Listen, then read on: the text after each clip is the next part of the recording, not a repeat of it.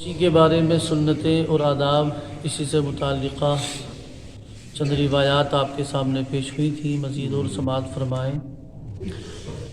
جو اللہ اور آخرت کے دن پر ایمان رکھتا ہے اسے چاہیے کہ اپنے پڑوسی کو تکلیف نہ دے، اور جو اللہ عز و جل پر اور قیامت کے دن پر ایمان رکھتا ہے اسے چاہیے کہ مسلمان کی عزت کرے، اور جو اللہ اور آخرت کے دن پر ایمان رکھتا ہے اسے چاہیے کہ اچھی بات کہے یا پھر خاموش رہے۔ پیارے پیارے اسلامی بھائیوں، پڑوسی کے متعدد حقوق ہیں۔ حضرت عبداللہ بن عمر رضی اللہ تعالیٰ عنہ سے روایت ہے کہ مدنی تاجدار صلی اللہ تعالیٰ علیہ وآلہ وسلم نے فرمایا، تمہیں معلوم ہے کہ پڑوسی کا کیا حق ہے؟ پھر فرمایا، وہ تم سے مدد مانگے تو مدد کرو، دوسرا یہ کہ جب قرض مانگے تو قرض دو، جب محتاج ہو تو اسے دو، جب بیمار ہو تو عیادت کرو، جب اسے خیر پہنچے تو مبارکباد دو۔ یہ پڑوسی کے حقوق ہیں۔ اور جب مصیبت پہنچے تو تعزیت کرو، اور مر جائے تو جنازے کے ساتھ جاؤ، بغیر اجازت اپنی عمارت بلند نہ کرو کہ ہوا رک جائے، اپنی ہانڈی سے اس کو ایذا نہ دو مگر اس میں سے کچھ نہ کچھ اسے بھی دو، میوے خریدو تو اس کے پاس بھی ہدیہ کرو، اور اگر ہدیہ نہ کرنا ہو تو چھپا کر مکان میں لاؤ، اور تمہارے بچے اسے لے کر باہر نہ نکلیں کہ پڑوسی کے بچوں کو رنج ہوگا۔ تمہیں معلوم ہے کہ پڑوسی کا کیا حق ہے؟ قسم ہے اس کی جس کے قبضے میں میری جان ہے، پورے طور پر پڑوسی کا حق ادا کرنے والے تھوڑے ہیں، یہ وہی ہیں جن پر اللہ کی مہربانی ہے۔ پھر تاجدار مدینہ صلی اللہ علیہ وآلہ وسلم نے ارشاد فرمایا کہ پڑوسی تین قسم کے ہیں، بعض کے 3 حق ہیں، بعض کے 2 اور بعض کا 1۔ میرے آقا فرماتے ہیں، جو پڑوسی مسلمان ہونے کے ساتھ رشتہ دار بھی ہو اس کے 3 حق ہیں۔ نمبر 1 حق پڑوس، دوسرا حق اسلام، اور تیسرا حق قرابت یعنی رشتہ داری۔ مسلمان پڑوسی کے 2 حق ہیں، حق پڑوس اور حق اسلام، اور اگر کافر پڑوسی ہے تو اس کا صرف ایک حق ہے، اور وہ حق ہے حق پڑوس۔ ہم نے عرض کی، یا رسول اللہ صلی اللہ تعالیٰ علیہ وآلہ وسلم ان کو اپنی قربانیوں میں سے دیں؟ آقا نے فرمایا، مشرکین کو قربانی میں سے کچھ نہ دو۔ حضرت ابو ہریرہ رضی اللہ تعالیٰ عنہ سے مروی ہے کہ تاجدار مدینہ صلی اللہ علیہ وآلہ وسلم نے ارشاد فرمایا، کوئی پڑوسی اپنے پڑوسی کو دیوار میں لکڑی گاڑنے سے منع نہ کرے۔ اس کے بعد حضرت ابو ہریرہ رضی اللہ تعالیٰ عنہ نے فرمایا، تعجب ہے، میں تمہیں دیکھتا ہوں کہ تم اس سنت سے اعراض کر رہے ہو، خدا کی قسم میں تمہارے درمیان اسے رائج کر کے رہوں گا۔ اللہ اللہ۔ پڑوسی اگر ہماری دیوار میں ہک وغیرہ گاڑنا چاہے تو بخوشی ہمیں اجازت دے دینی چاہیے، یہ پڑوسی کا حق ہے۔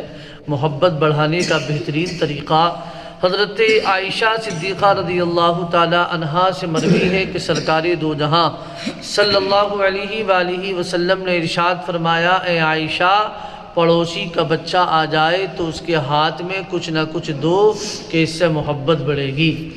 نافع بن عبد الحارث رضی اللہ تعالیٰ عنہ سے روایت ہے کہ سرکار مدینہ صلی اللہ علیہ وآلہ وسلم نے فرمایا، مرد مسلمان کے لیے دنیا میں یہ بات سعادت میں سے ہے کہ اس کا پڑوسی صالح یعنی نیک ہو، اور مکان کشادہ ہو، اور سواری اچھی ہو۔ یعنی یہ مسلمان کے لیے ایک سعادت کی بات ہے کہ اس کا پڑوسی نیک ہو، اس کا مکان کشادہ ہو، اور سواری بھی اچھی ہو۔ فرمانے تاجدار مدینہ صلی اللہ علیہ وآلہ وسلم ہے کہ عورت، گھر اور گھوڑے میں برکت بھی ہے اور نحوست بھی ہے۔ عورت کی برکت تھوڑا مہر، آسان نکاح اور اچھے اخلاق والی ہونا ہے، اس کی نحوست بھاری مہر، مشکل نکاح اور بد اخلاقی ہے۔ گھر کی برکت اس کا کھلا ہونا اور اس کے ہمسایوں کا اچھا ہونا، اس کی نحوست اس کا تنگ ہونا اور اس کے ہمسایوں کا برا ہونا یعنی پڑوسیوں کا برا ہونا ہے۔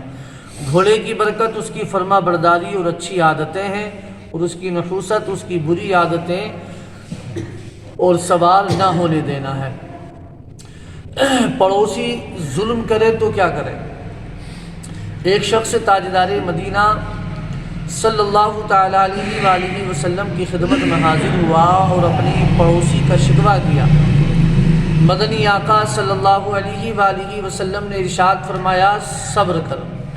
دوسری، تیسری اور چوتھی بار بھی جب شکایت کی تو آقا صلی اللہ علیہ وآلہ وسلم نے فرمایا اپنا سامان راستے میں ڈال دے۔ راوی کہتے ہیں کہ لوگوں نے جب اس کا سامان باہر راستے پر پڑا دیکھا تو پوچھا کیا بات ہے؟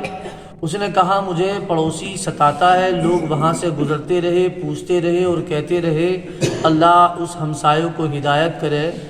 جب اس ہمسایوں کو، پڑوسی کو پتہ چلا تو بے حد نادم ہوا اور معذرت چاہنے لگا اور درخواست کی کہ اپنا سامان واپس لے آؤ، باخدا میں تمہیں پھر کبھی تکلیف نہ دوں گا۔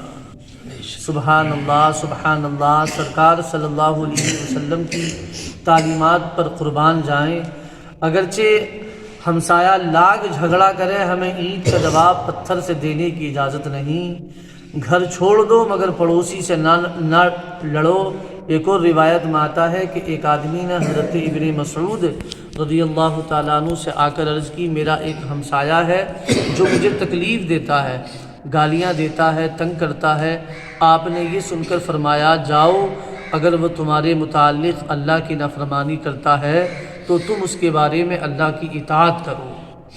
پیارے اسلامی بھائیوں، پڑوسی اگر ایذا پہنچا کر اللہ کی نافرمانی کرتا ہے مگر تم صبر و تحمل کا دامن نہ چھوڑو، زباں پر شکوہ رنج و الم لایا نہیں کرتے، نبی کے نام لیوا غم سے گھبرایا نہیں کرتے۔ ایک شخص سرکار مدینہ صلی اللہ تعالیٰ علیہ وآلہ وسلم کی خدمت میں حاضر ہوا اور اپنے ہمسائے کی شکایت کی۔ آقا صلی اللہ علیہ وسلم نے ارشاد فرمایا کہ اس کے ایذا پر صبر کرو اور خود اس کو تکلیف مت پہنچاؤ کہ موت ایک دن باہمی جدائی کر ہی دے گی۔ حضرت حسن بصری رحمۃ اللہ علیہ فرماتے ہیں پڑوس کا اچھا ہونا تکلیف نہ دینے کا نام نہیں، بلکہ پڑوس کی اچھائی یہ ہے کہ ہمسائے کی ایذا پر صبر کریں۔ ظاہر ہے پڑوسی کی ایذا رسانی پر صبر کریں گے تو اجر کا خزانہ ہاتھ آئے گا۔ حضرت مالک بن دینار رحمۃ اللہ علیہ نے ایک مکان کرائے پر لیا۔ اس مکان کے پڑوس میں ایک یہودی کا مکان تھا اور حضرت مالک بن دینار کا حجرہ اس یہودی کے مکان کے دروازے کے قریب تھا۔ اس یہودی نے ایک پرنالہ بنا رکھا تھا اور ہمیشہ اس پرنالے کی راہ سے نجاست، گندگی حضرت مالک بن دینار رحمۃ اللہ علیہ کے گھر میں وہ پھینکا کرتا تھا۔ اس نے مدت تک ایسا ہی کیا مگر حضرت مالک رحمۃ اللہ علیہ نے اس سے کبھی شکایت نہ فرمائی۔ آخر ایک دن اس یہودی نے خود ہی حضرت مالک سے پوچھا حضرت آپ کو میرے پرنالے سے کوئی تکلیف نہیں ہوتی؟ آپ نے فرمایا ہوتی تو ہے مگر میں نے ایک ٹوکری اور جھاڑو رکھ چھوڑی ہے، جو نجاست گرتی ہے اس سے صاف کر دیتا ہوں۔ اس یہودی نے کہا آپ اتنی تکلیف کیوں کرتے ہیں اور آپ کو غصہ کیوں نہیں آتا؟ فرمایا کہ میرے پیارے اللہ کا قرآن میں فرمان عالی شان ہے والکاظمین الغیظ والعافین عن الناس واللہ یحب المحسنین، اور غصہ پینے والے اور لوگوں سے درگزر کرنے والے اور نیک لوگ اللہ کو محبوب ہیں، اللہ کو بڑے پسند ہیں۔ یہ آیت مقدسہ سن کر وہ یہودی بے حد متاثر ہوا اور یوں عرض گزار ہوا یقیناً آپ کا دین نہایت ہی عمدہ ہے، آج سے میں سچے دل سے اسلام قبول کرتا ہوں۔ پھر اس نے کلمہ پڑھا اور مسلمان ہو گیا۔ سبحان اللہ، سبحان اللہ۔ یہ کردار تھا ہمارے اسلاف کا، ہمارے اکابرین کا، اور یقیناً انہی بزرگوں کا صدقہ ہے جو آج اسلام لہلہاتا نظر آ رہا ہے۔